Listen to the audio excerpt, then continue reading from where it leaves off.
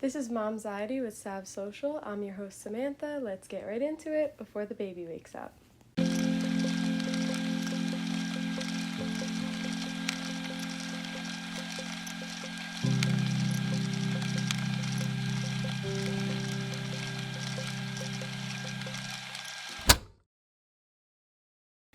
Hey guys, we are back with another episode of Momxiety. I cannot wait to... What can I not wait? I have mom brain. Today I have a very special guest, and this is not her first rodeo. I want to introduce my mom. Hi. Today we're going to talk about different phases in motherhood and parenthood in general. We talk a lot on this podcast about the beginning stages of motherhood, whether it's, postpartum or pregnancy, but we really don't speak on a topic when the children no longer live at home, because obviously I haven't experienced that yet, but my mom has. So we're going to be talking about empty nesting. So if you want to start off by telling everybody kind of just about your experience. When did, we moved out and etc. So in October of 2022, Samantha and Jake got married. You could put this and down. they moved out, obviously.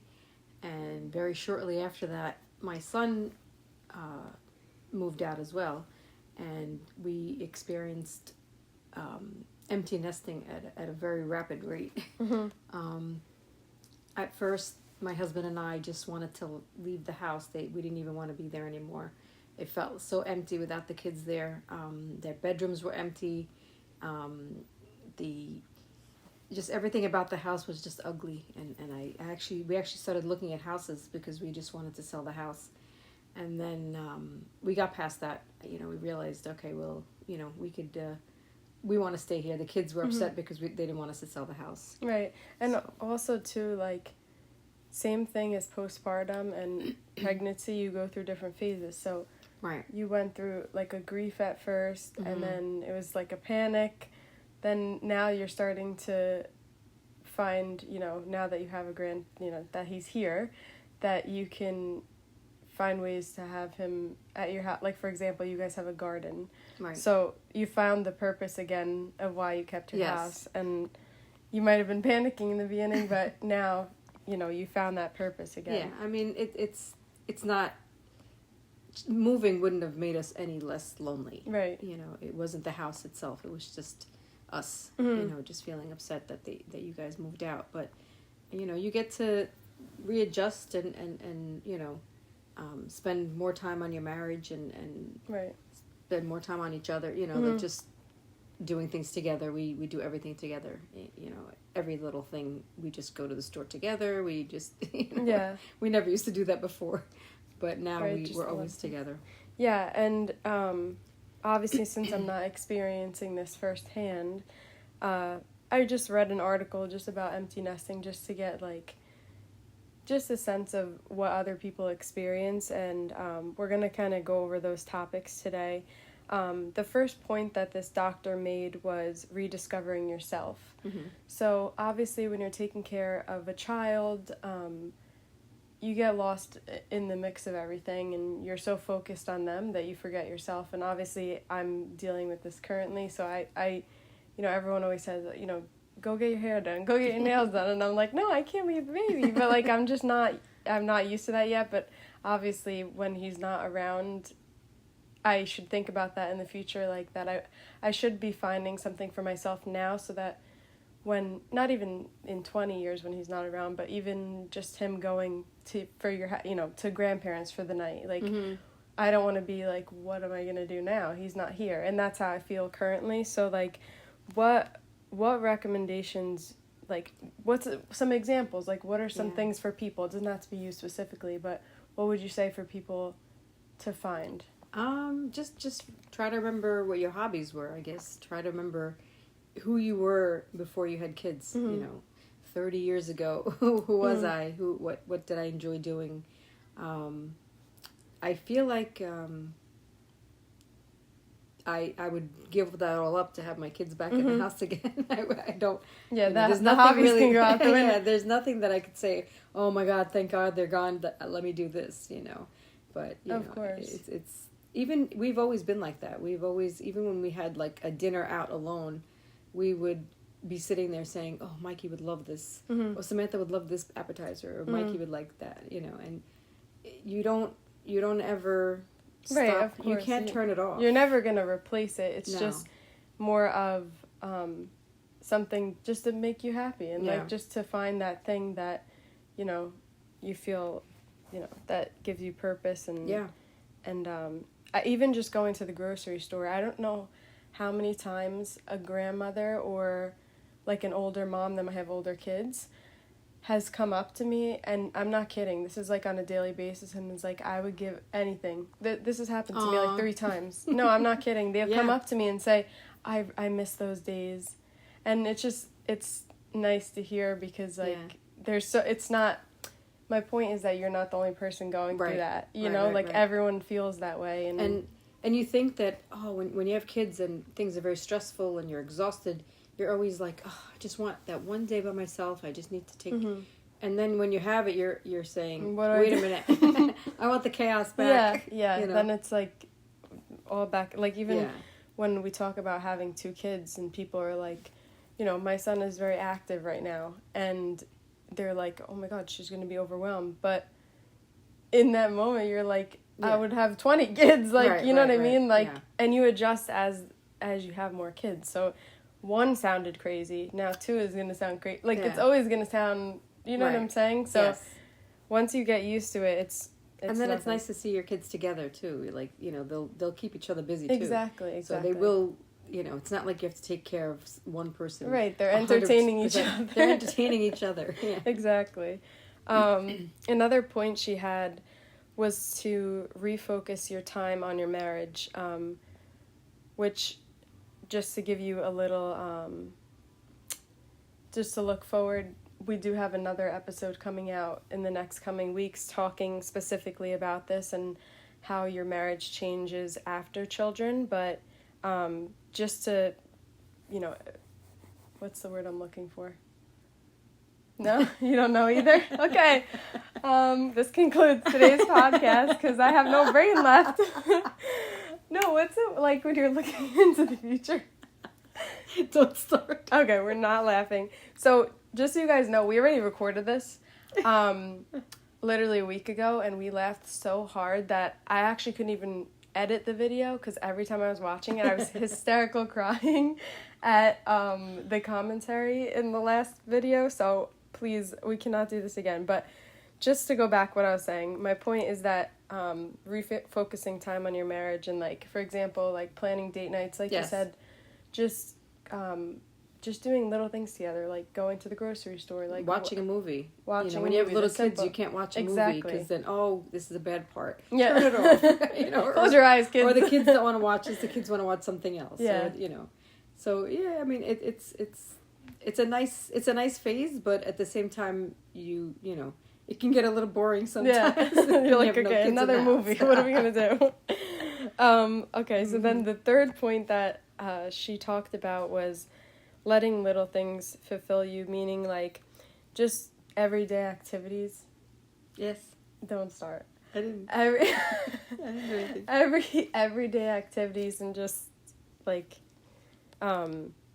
Yes, I mean you're trying to make me laugh again. Like I said, when the kids are gone, you try to fill your time with things, and it's little projects in the house. Mm-hmm. You go out to get something. Every time I go there, the house looks different. Things are moved around. Yeah. There's a constant motion in the house of reorganizing, and not that, I mean, everybody left 2 years ago, and I'm still not organized. I thought I would be organized by the time they left, but different things fill your time. Right, exactly. And this is going to transition into the second topic that I wanted to talk about, speaking of time. Now that you have a lot of free time, obviously it's always important to take care of yourself. My mom's going to go into a little detail about, to the story about how she found out she had diabetes. And although, like, she'll explain more into detail, but obviously this is not a good thing, but, like, she'll talk about God's timing is perfect, and now that she has more free time, she has time to focus on herself and to take care of herself. Obviously, nobody wants this to happen, but she's trying to look at it in a positive light. And if you want to go into detail about, you know, when you found out, and we could talk about your diet a little bit. And yeah, I mean, about 3 years ago, I was diagnosed with type 1 diabetes. It was after I had COVID, and you know, it's a very big adjustment to everything. Your whole world is, you know, turned upside down. But you know, you do a little research and you educate yourself, and you you know, you start to understand little things about the disease that would help you. I am grateful that I didn't get this when the kids were home, because I really wouldn't have, you know, I would be distracted from taking care of myself, you know, and I didn't want them to experience what I went through in the beginning, with all the highs and the lows, and you know, just crazy numbers. But you know, it's somewhat controlled now. Not that great, but it's a little bit better controlled.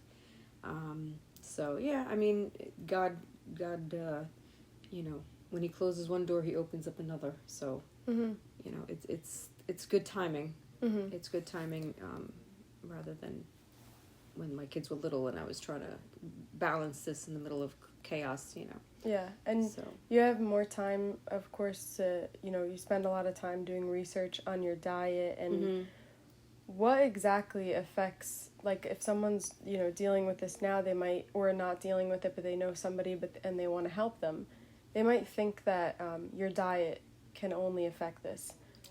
Diet is a big part, but is over 30 things that could affect your blood sugar, and one of them could just be temperature. If I'm in a room and the heat's on really high, or if I take a hot bath or hot shower, my sugar will go up temporarily. I mean, if I, you know, once I'm out of the shower, it starts coming back down again. But while I'm in that, you know, the steamy shower, then it's hot, it does, you know, affect it.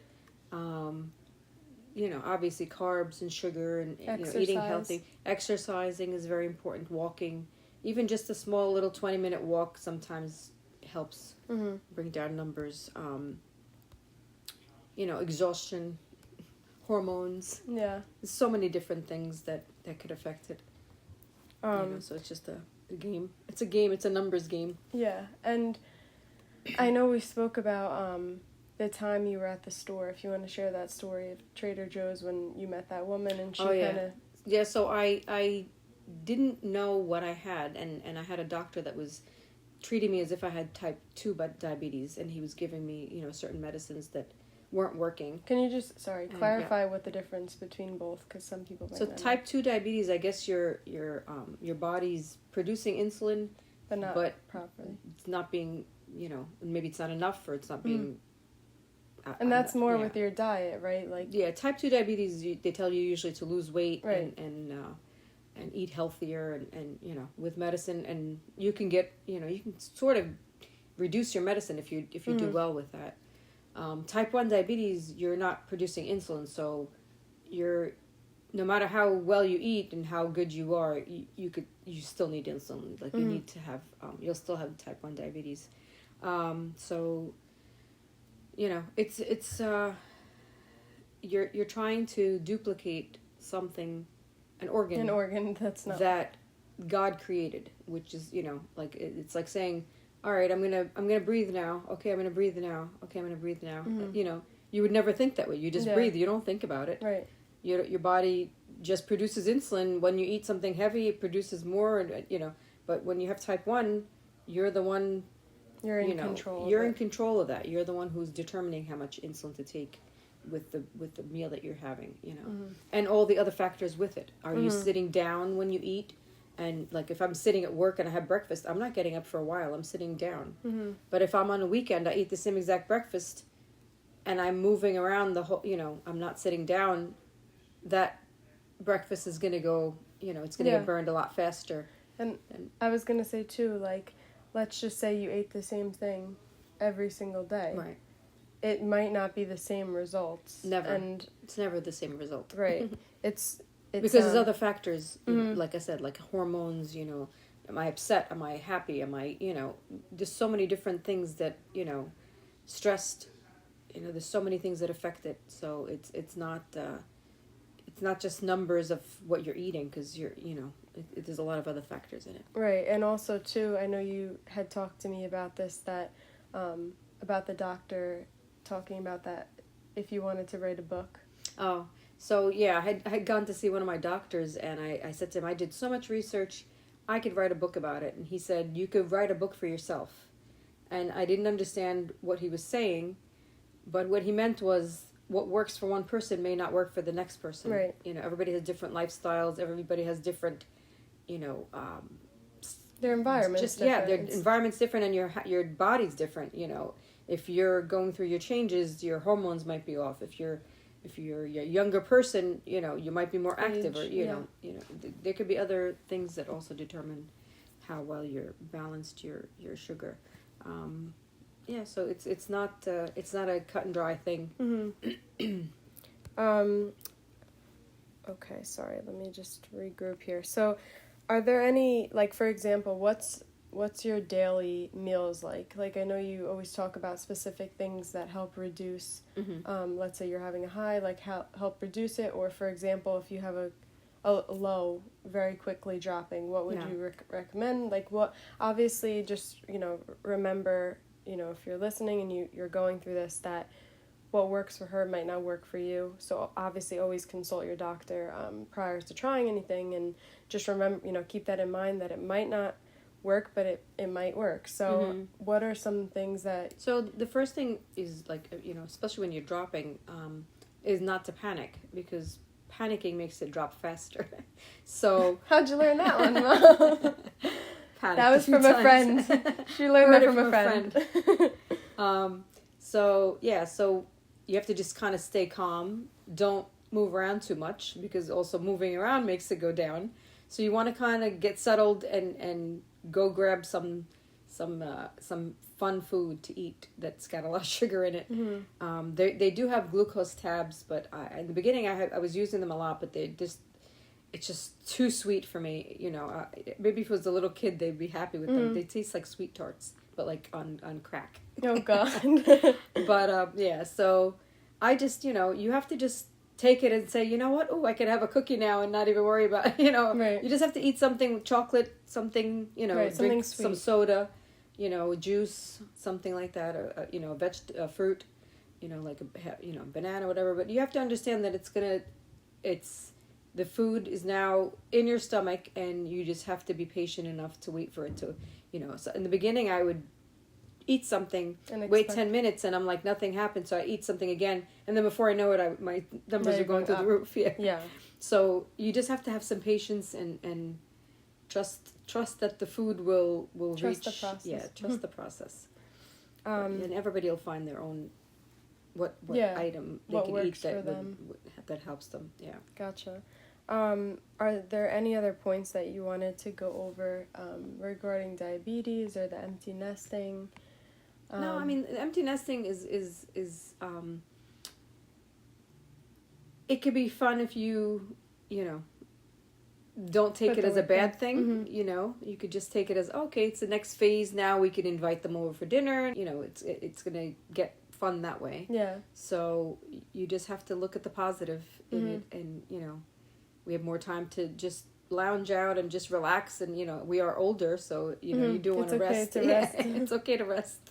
Because I guess we've been in fast forward for 30 years, so just to take a step back and relax a little is okay too. Yeah, and I know guilt free. Yeah. Also, obviously, when children are young, you guys are splitting up your time a lot. Whether it's this one going to sports, right? I was not You're athletic. Just busy, so I didn't know what I was doing. No. Maybe I was going to my friend's house. But my point is that you guys were split up, obviously, splitting up your time. Right, you're just driving one in one direction, and then, the other person takes the other person. Mm-hmm. But, you know, it was hard to get everybody together. Mm-hmm. You know, it's just such a busy life. You know, when kids have such a busy life, Right. you know, you just kind of in their world, Yeah. following them around. That's so funny. All right, cool. Well, I really appreciate you, sharing your story about empty nesting and your experience with it, and obviously your experience with diabetes. And, I know that's like a tough topic to speak on, and, some people, they don't share anything about that. They kind of just keep it to themselves. And, Yeah. I appreciate you doing that, because it might make somebody else out there feel more comfortable and maybe not be as nervous or scared. When And going through it. education is so important, because the more people you talk about, the more Talk people you to. talk to, Mm-hmm. the more information you get. You know, I made friends with people that have type 1 diabetes, and I pick their brain all the time. And then when I find out something, I go and tell them, even though I'm new at it and they've been in that situation for 20 years. But you learn something new every day. You know, there's so many different aspects of it. And it's the same thing with motherhood and everything. All these phases. It's always good to have a nice group around. We just wait for a lot of babies. Yeah. And that'll fill our time again. Fingers crossed, baby.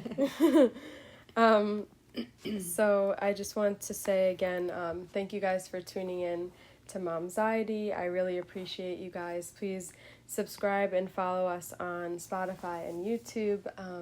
And stay tuned, because we have a really cool episode coming next week. And yeah, we'll talk soon. Thanks, Mom. Bye.